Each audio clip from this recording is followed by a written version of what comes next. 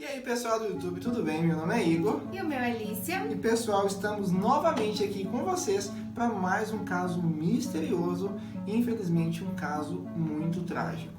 Pois é, pessoal. E por isso, já dá uma conferida se você está inscrito nesse canal, já curte o vídeo antes mesmo da gente começar para não correr o risco de vocês esquecerem. E chega de enrolação, pega logo a sua pipoca e vem com a gente para mais um vídeo.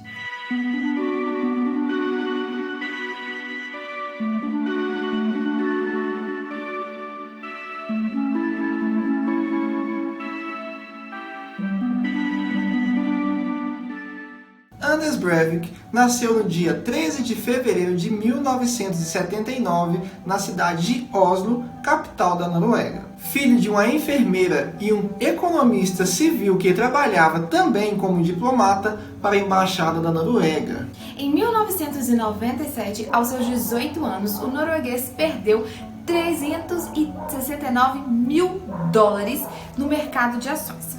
Mais tarde, quando ele tinha 21 anos, Anders trabalhava no departamento de atendimento ao cliente de uma empresa norueguesa. De acordo com seus supervisores, ele interagia com pessoas de todos os países e era gentil com todos. $360 mil é muito dinheiro hoje, imagina em 1997. Muita coisa. Um ex-colega de trabalho seu o descreveu como uma pessoa excepcional.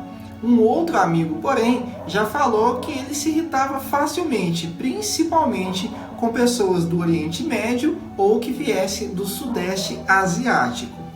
Era um dia normal em Oslo, na capital da Noruega, até que às 15h25 uma forte explosão aconteceu, ouvida por quilômetros e tirou realmente a calma e a paz daquela cidade em um instante. Uma caminhonete alugada que transportava cerca de 950 kg de explosivos explodiu ao pé do edifício que era a sede do primeiro-ministro e também dos outros ministérios lá que acontecia em Oslo. E de acordo com declarações da polícia, essas bombas que explodiram ali nessa caminhonete, mais de 900 quilos aí de bomba, elas danificaram muito os edifícios que estavam ali. O gabinete do primeiro-ministro ficou completamente ali em chamas e os 17 pisos que estavam ali próximos ficaram com graves danos.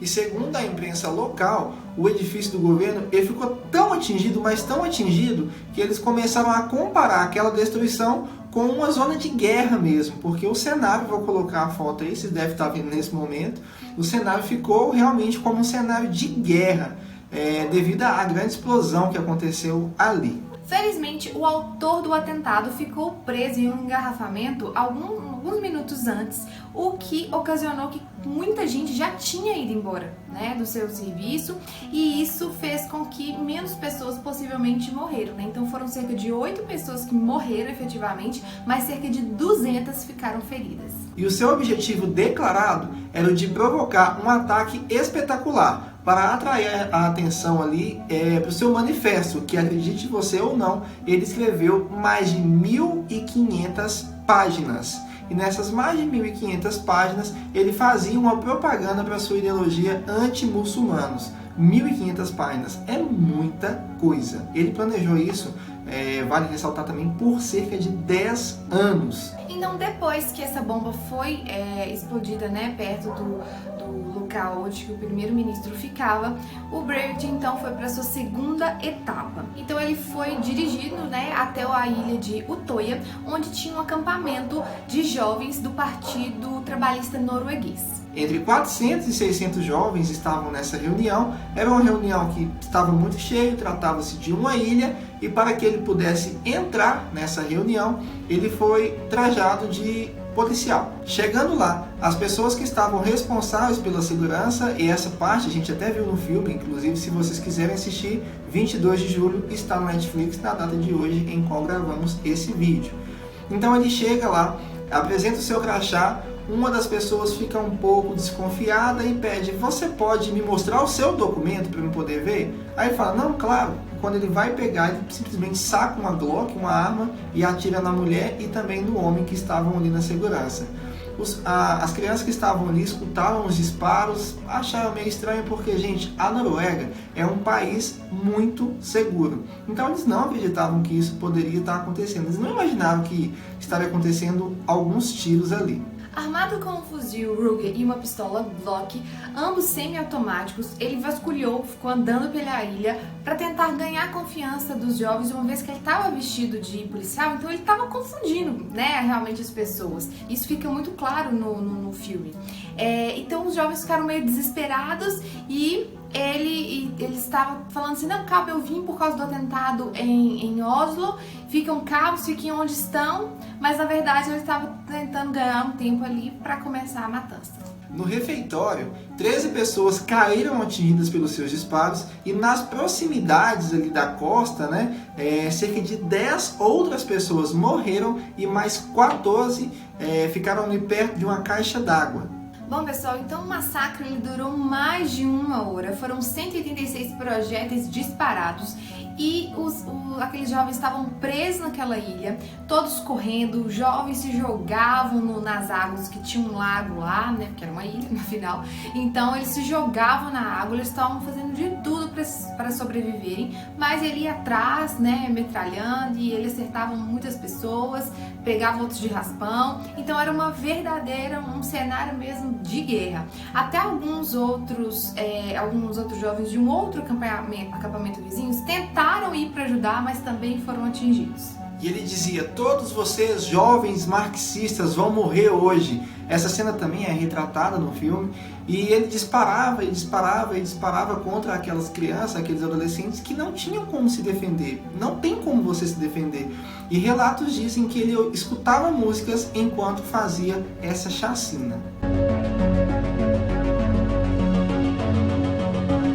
56 das suas 69 vítimas foram encontradas com uma bala na cabeça. E então como que a polícia conseguiu chegar lá? Enfim, eles vieram, né, de Oslo pela estrada e em seguida pegaram vieram a bordo de um bote inflável e chegaram até a ilha de Utoya. Foi assim realmente bem rápido teoricamente, né, levando em consideração que a cidade inteira estava envolvida com o outro atentado. E às 6h35 o Breivik foi finalmente neutralizado.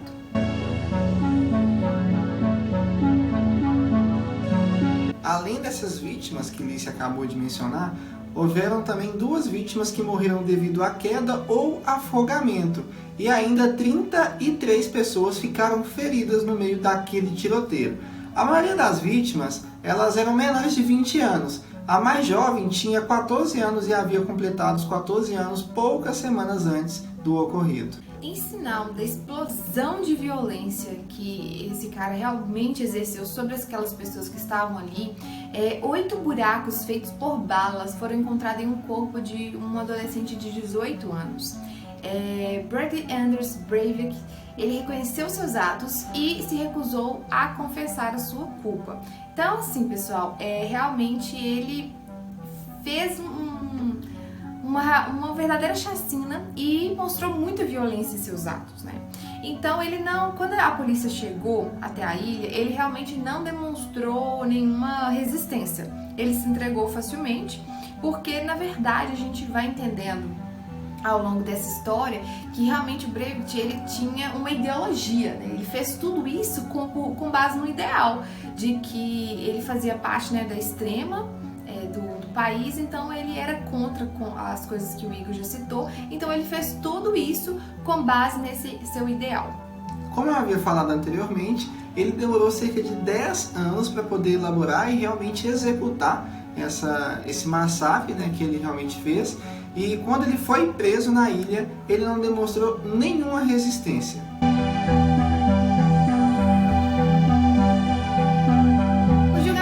Breivik, então, ele foi um julgamento extenso, cercado por alguns momentos importantes, né? Então, a partir do momento que ele foi preso, ele, primeiro, né, os advogados de defesa tentaram, então, uma apelação no sentido de que ele era louco, né, que ele tinha algum problema psiquiátrico que realmente fez com que ele pudesse fazer tamanha crueldade, né? Então, eles chamaram alguns psiquiatras, né? A promotoria chamou alguns psiquiatras que avaliaram e identificaram ele como psicótico. Então, eles fizeram um laudo, então, possivelmente, o Breivik iria para teria uma condenação, mas ele iria para um local de tratamento psiquiátrico. Então isso revoltou muito a população, que estavam assim, como o Igor falou, a Noruega, por ser um país tão seguro, esse atentado foi algo que mexeu, abalou todo mundo. Então todo mundo ficou muito maçante, né, no que tinha acontecido,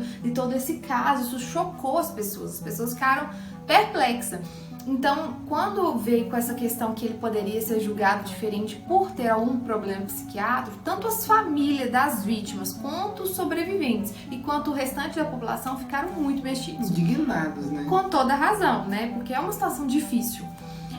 E aí depois ele mesmo resolve falar assim, não, eu não tenho problema psiquiátrico, não quero ser julgado assim, porque eu luto por causa de um ideal, eu tenho uma ideologia e eu fiz tudo isso por causa disso, porque ele era da extrema direita, então ele tinha todos esses questionamentos da política, das leis, né, dos estrangeiros, então ele realmente lutou por isso.